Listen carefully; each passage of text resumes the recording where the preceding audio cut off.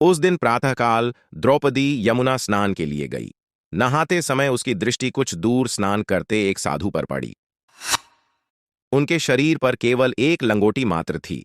दूसरी लंगोटी बदलने के लिए किनारे पर रखी थी, पर हवा का झोंका आया और वह दूसरी लंगोटी उड़कर पानी में बह गई। दुर्भाग्य से भीगी हुई लंगोटी भी पुराने होने के कारण उसी समय फट गई। तन ढकने में भी अड़चन खड़ी हो गई। प्रकाश फैलने लगा था।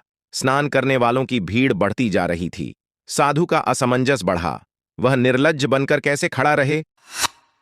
उसने कुछ दूर पर उगी एक छोटी सी झाड़ी के नीचे अपने को छिपा लिया। जब रात हो जाए तब अंधेरे में अपने स्थान पर जाने का उसका इरादा था।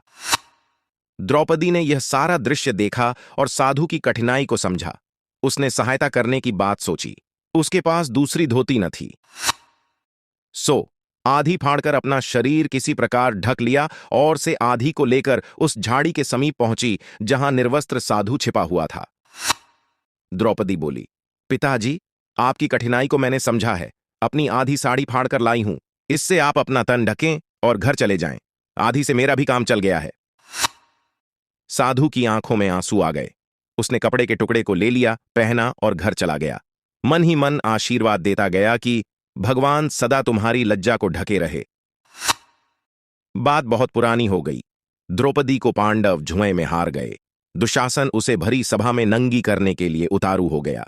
द्रौपदी के अपशब्दों का बदला लेने के लिए वही सूझी थी।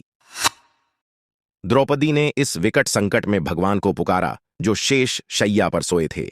नारद ने उन्हें जगाकर कहा, भक्तों की पुकार सुनिए, उसकी सहायता का प्रबंध कीजिए। उन्नीदी आंखों से भगवान ने कहा, न मैं किसी की सहायता करता हूं, न हैरानी में डालता हूं। सभी अपने अपने कर्मों का फल भोगते हैं। द्रौपदी का कोई पिछला पुण्य हो तो पता लगाओ, उसके पुण्य होंगे तो बदला मिल जाएगा। नारद ने हिसाब की बही देखी। विदित हुआ कि द्रौपदी ने किसी साधु को अपनी आधी साड़ी फाड़ कर दान दी थी। वह टुकड़ा अब ब्याज समेत बढ़ते बढ़ते गट्ठे जितना हो गया है। भगवान ने कहा, हम किसी के पुण्य का प्रतिफल समय पर क्यों नहीं देंगे? गरुड़ पर चढ़कर वस्त्रों का गट्ठा लिए कौरवों की सभा के समीप पहुंचे। दुशासन वस्त्र खींचता गया।